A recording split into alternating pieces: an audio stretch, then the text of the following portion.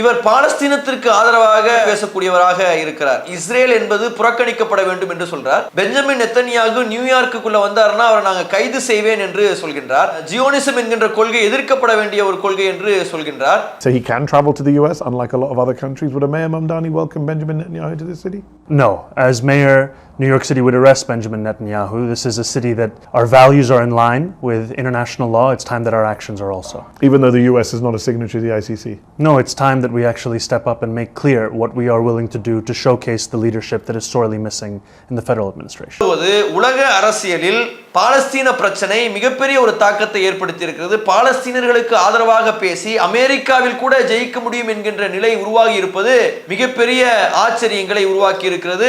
அதை தாண்டி ஒருவேளை அவர் ஜெயித்து விடுவாரேயானால் அந்த நகரத்திற்கு கொடுக்க வேண்டிய ஃபண்டை நான் கொடுக்காமல் நிறுத்தி விடுவேன். எப்படி இப்போ மோடி தமிழ்நாட்டுக்கு கொடுக்க மாட்டாரோ அந்த மாதிரி நினைக்கிறேன். எச்சரிக்கக்கூடிய விதத்தில் டொனால்டு ட்ரம்ப் என்பவர் பேசியிருக்கிறார். எல்லாவற்றையும் தாண்டி இவரை நாடு கடத்தி விடுவேன், இவருடைய குடியுரிமையை கட் பண்ணி விடுவேன் என்ற மாதிரியெல்லாம் சில பேச்சுக்கள் வருவதாக சொல்லப்படுகிறது. கண்ணியத்திற்குரிய சகோதரர்களே, சகோதரிகளே, செய்தியும் சிந்தனையும் என்கின்ற நிகழ்ச்சியின் வாயிலாக தினம்தோறும் பத்திரிகைகளில் வரக்கூடிய செய்திகளையும் அது குறித்த நமது பார்வைகளையும் பார்த்து வருகிறோம். அந்த அடிப்படையில் ஜொஹ்ரான் மம்தானி என்று சொல்லக்கூடிய ஒரு நபர் நியூயார்க் நகரத்தினுடைய மேயர் வேட்பாளராக தேர்வாகி இருக்கிறார். அது குறித்த செய்திகள் சமீப காலமாக தொடர்ச்சியாக பத்திரிகைகளில், செய்தி சேனல்களில், வெப்சைட்டுகளில் வந்து கொண்டு இருக்கிறது. எங்கேயோ இருக்கக்கூடிய ஒரு நகரத்தினுடைய மேயராக தேர்ந்தெடுக்கப்பட்டவரை குறித்து பேச வேண்டிய தேவை ஏன் வந்தது என்று நம்மில் சிலருக்கு கூட கேள்விகள் வரலாம். நியூயார்க் நகரம் என்பது உலகினுடைய மிக முக்கியமான நகரங்களில் ஒன்று. உலகம் என்பது மிகப்பெரிய அளவிற்கு சுருங்கிவிட்டு இருக்கக்கூடிய இந்த நேரத்தில் அமெரிக்கா என்கின்ற ஒரு நாடு உலகத்தினுடைய வல்லரசாக வல்லாதிக்கம் செலுத்தி கொண்டிருக்கக்கூடிய நேரத்தில் அந்த நாட்டினுடைய மிக முக்கியமான வர்த்தக தலைநகரம் என்று நியூயார்க் நகரம் அறியப்படுகிறது. இந்த நியூயார்க் நகரத்தினுடைய தலைநகரத்தில் மேயர் வேட்பாளராக இந்த நபர் தேர்வாகி இருக்கிறார். டெமோக்ராட் என்று சொல்லப்படக்கூடிய கட்சியை சார்ந்தவர். அவர் தன்னை எவ்வாறு அறிமுகப்படுத்திக் கொள்கிறார்னு சொல்லி கேட்டா, நான் ஒரு முஸ்லிம், நான் ஒரு சோசியலிஸ்ட், நான் ஒரு டெமோக்ராட் என்று அறிமுகப்படுத்திக் கொள்கிறார். தன்னை வெளிப்படையாக கம்யூனிஸ்ட் என்று சொல்லிக் கொள்ளக்கூடிய இஸ்லாமியர் என்று அறிவித்துக் கொள்ளக்கூடிய ஒரு நபர் அந்த நகரத்தினுடைய மேயர் வேட்பாளராக தேர்வாகி இருப்பது மிகப்பெரிய அதிர்வலைகளை உலக அளவிலே ஏற்படுத்தி இருக்கிறது. அமெரிக்கா என்கின்ற ஒரு நாடு என்பது முதலாளித்துவம் என்கின்ற கொள்கையில் திளைத்திருக்கக்கூடிய ஒரு நாடு, கம்யூனிசத்திற்கு நேர் எதிரான கொள்கையை உடைய ஒரு நாடு. அந்த நாட்டில் டெமோக்ராட்ஸ் என்று சொல்லப்படக்கூடியவர்கள் சற்றே இடதுசாரி சிந்தனையுடையவர்களாக இருந்தால் கூட தங்களை கம்யூனிஸ்டுகள் என்று வெளிப்படையாக அறிவித்துக் கொள்ள மாட்டார்கள். ஏனென்றால் அந்த நாடு கம்யூனிசம் என்கின்ற சித்தாந்தத்திற்கு எதிரானது. கம்யூனிச நாடுகளை எதிர்க்கக்கூடியதை ஒரு கருத்தாகவே கொண்டிருக்கக்கூடிய ஒரு நாடு அது. அதனால தான் ரஷ்யா, சைனா மாதிரியான நாடுகளை எல்லாம் கடுமையாக எதிர்க்கிறாங்க. வியட்நாம் மாதிரியான நாடுகளில் எல்லாம் போர் எல்லாம் நடத்தினாங்க. கியூபா என்கின்ற நாட்டின் மீது மிகப்பெரிய தாக்கங்களை எல்லாம் செஞ்சாங்க.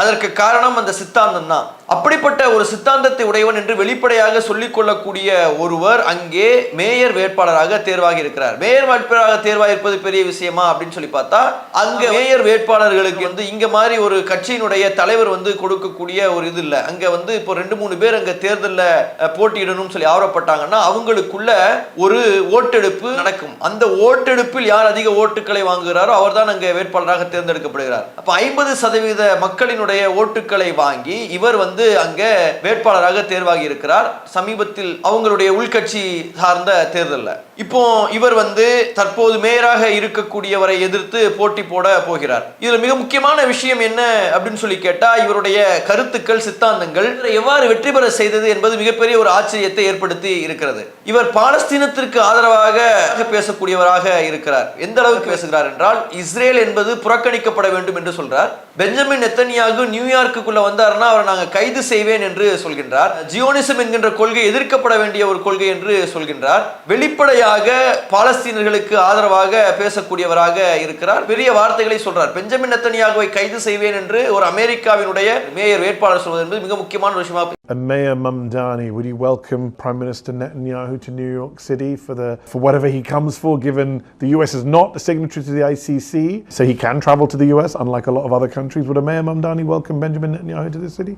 No. As mayor, New York City would arrest Benjamin Netanyahu. This is a city that our values are in line with international law. It's time that our actions are also. Even though the US is not a signatory to the ICC? No, it's time that we actually step up and make clear what we are willing to do to showcase the leadership that is sorely missing in the federal administration. இதையெல்லாம் வெளிப்படையாக பேசி இவர் தேர்வா இருக்கிறது இன்னொரு பெரிய ஆச்சரியத்தை கிளப்பி இருக்கிறது. ஏன்னு சொல்லி கேட்டீங்கன்னா, நியூயார்க் நகரத்தில் இருக்கக்கூடிய மக்கள் தொகையில பெரிய அளவிற்கான மக்கள் தொகை யூதர்களுடையது.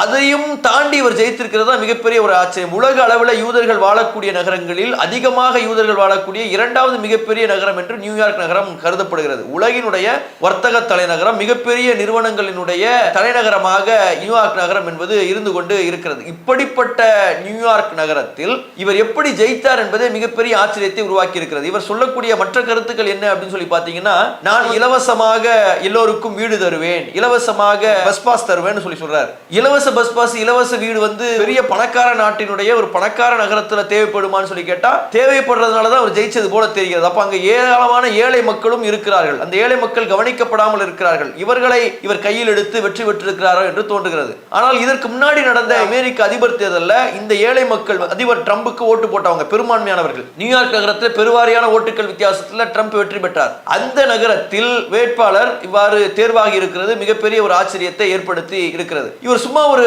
வேட்பாளராக மட்டும் தேர்வானது மாதிரி அந்த பிம்பங்கள் தெரியவில்லை. இவர் ஒருவேளை அந்த மேயர் தேர்தலில் ஜெயித்து விடுவாரோ என்பது போன்ற ஒரு சூழல் வருகிறது. பொறுத்திருந்து பார்க்கணும். காரணம் என்னவென்றால், இவர் கட்சியை சார்ந்தவர்களே இவரை தோற்கடிப்பதற்காக வேலை செய்வார்கள் என்கின்ற ஒரு கருத்தும் சொல்லப்படுகிறது.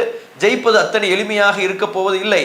ஆனால் இவருடைய இந்த தேர்வுக்கு பிறகு அங்கே ஊடகங்கள் நடந்து கொள்ளக்கூடிய விதமும் டொனால்டு ட்ரம்ப் பேசக்கூடிய வகைகளையும் பார்த்தால் பெரிய அளவில் அச்சத்தை ஏற்படுத்தி இருக்கிறது என்பதை மட்டும் தெரிந்து கொள்ள முடிகிறது. இது குறித்து ஒரு யூத பத்திரிகை என்ன சொல்லுகிறது அப்படின்னு சொல்லி கேட்டீங்கன்னா, இவர் மேயர் வேட்பாளராக தேர்வாகிவிட்டால் அங்கே இருக்கக்கூடிய யூதர்கள் எல்லாம் அங்கிருந்து கிளம்புவதற்குண்டான வழியை பாருங்கள் என்று ஒரு யூத பத்திரிகை சொல்கிறது. டொனால்டு ட்ரம்ப் என்ன சொல்றாருன்னு சொல்லி கேட்டீங்கன்னா, இந்த பைத்தியக்கார கம்யூனிஸ்டை ஒரு காலத்திலும் நான் வெற்றி பெற விட மாட்டேன் என்று அவர் சொல்கிறார். இவர் ஒருவேளை வெற்றி பெறுவதற்கு முயற்சிப்பாரே ஆனால் நாங்கள் அதை இப்படிப்பட்ட வகையிலேயாவது நாங்கள் போய் தடுத்து நிறுத்துவோம் சொல்லி ஒரு அதிபர் ஒரு நகரத்தினுடைய மேயர் வேட்பாளருக்கு எதிராக பேசுவது ஆச்சரியங்களை கிளப்பி இருக்கிறது. அதை தாண்டி ஒருவேளை அவர் ஜெயித்து விடுவாரே ஆனால் அந்த நகரத்திற்கு கொடுக்க வேண்டிய ஃபண்டை நான் கொடுக்காம நிறுத்தி விடுவேன். எப்படி இப்போ மோடி தமிழ்நாட்டுக்கு கொடுக்க மாட்டாரோ அந்த மாதிரி நினைக்கிறேன். எச்சரிக்கக்கூடிய விதத்தில் டொனால்டு ட்ரம்ப் என்பவர் பேசியிருக்கிறார். எல்லாவற்றையும் தாண்டி இவரை நாடு கடத்தி விடுவேன், இவருடைய குடியுரிமையை கட் பண்ணி விடுவேன் என்ற மாதிரியெல்லாம் சில பேச்சுக்கள் வருவதாக சொல்லப்படுகிறது. இப்படிப்பட்ட பதட்டத்திற்கு ஏன் எதிர்த்தரப்பு ஆளாகிறது என்பது மிகப்பெரிய ஆச்சரியங்களை எழுப்பி இருக்கிறது.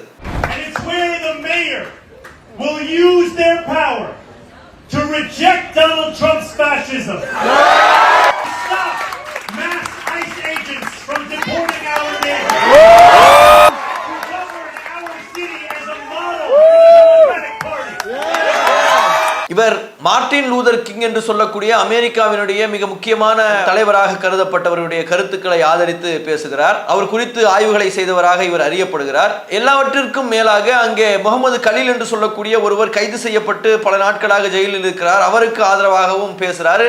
அவரும் பாலஸ்தீனர்களுக்கு ஆதரவாக போராடக்கூடிய ஒரு போராளியாக பார்க்கப்படுகிறார். அப்போ ஒட்டுமொத்தமாக பாலஸ்தீனர்களுடைய பிரச்சனையை வெளிப்படையாக இவர் பேசியும் ஜெயித்தது மிகப்பெரிய ஆச்சரியத்தை உருவாக்கி இருக்கிறது. முதல் முறையாக அமெரிக்காவில் 50% அதிகமான மக்கள் பாலஸ்தீனத்திற்கு ஆதரவாக ஓட்டளித்திருக்கக்கூடிய ஒரு சூழலும் இப்போது நிலவுவது உலக அரசியலில் பாலஸ்தீன பிரச்சனை மிகப்பெரிய ஒரு தாக்கத்தை ஏற்படுத்தி இருக்கிறது. பாலஸ்தீனர்களுக்கு ஆதரவாக பேசி அமெரிக்காவில் கூட ஜெயிக்க முடியும் என்கின்ற நிலை உருவாகி இருப்பது மிகப்பெரிய ஆச்சரியங்களை உருவாக்கி இருக்கிறது. இறைவனுக்குத்தான் அனைத்து புகழும். இங்கே இருக்கக்கூடிய நிறைய இளைஞர்கள் இவருக்கு ஆதரவாக ஓட்டளித்து இருக்கிறார்கள். இவரை எதிர்த்து போட்டியிட்ட அந்த வேட்பாளர் குவாமா என்று சொல்லப்படுகிறது. அவர் பெரிய அளவிற்கு பணமும் பதவியும் அதிகாரமும் படைத்தவராக பார்க்கப்படுகிறார். இவருடைய தந்தை ஏற்கனவே மேயராக இருந்திருக்கிறார். அந்த ஒரு பின்னணியிலிருந்து வந்த நபர் இப்போது தோற்றிருப்பது என்பது அது ஒரு பெரிய அதிர்வலைகளை கிளப்பி இருக்கிறது. இவர் வந்த உடனேயே இன்னும் புதிய பிரச்சனைகளை எல்லாம் கிளப்புறாங்க. இவர் எங்கிருந்து வந்தார்? ஜொஹ்ரான் மம்தானி என்பவர் யாரு அப்படின்றத நம்ம பார்க்கக்கூடிய நேரத்தில் ஜொஹ்ரான் மம்தானி என்பவர் ஒரு இந்திய வம்சாவளியை சார்ந்தவர். அது ஒரு மிக முக்கியமான ஒரு விஷயமாக இருக்குது. அவருடைய தாய் மீரா நாயர் என்று கேரளாவை சார்ந்தவராக இருக்கிறார். அவருடைய தந்தையினுடைய பூர்வீக குடும்பம் மூதாதையர்கள் குஜராத்தை சார்ந்தவர்கள். குஜராத்திலிருந்து உகாண்டாவில் போய் செட்டில் ஆகிறாங்க.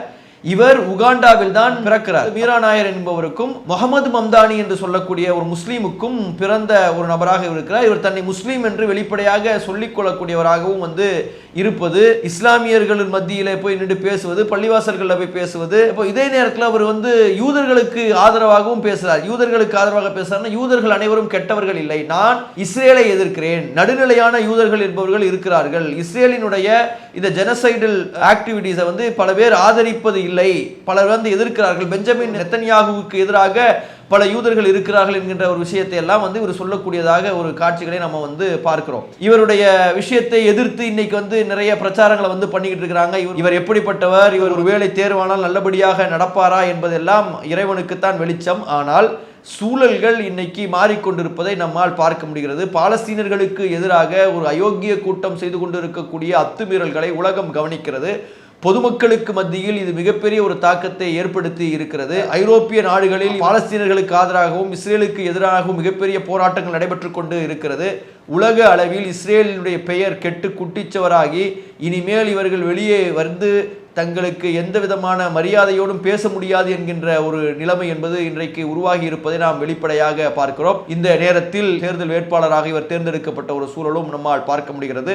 வரக்கூடிய செப்டம்பர் மாதம் நடைபெறக்கூடிய தேர்தலில் இவர் ஜெயிப்பாரா என்பதை பொறுத்திருந்து பார்க்க வேண்டும். எல்லாம் வல்ல இறைவன் காரியங்களை லேசாக்க போதுமானவன். அஸ்ஸலாமு அலைக்கும் வரஹ்மத்துல்லாஹ். அல்லாஹு அக்பர், அல்லாஹு அக்பர்.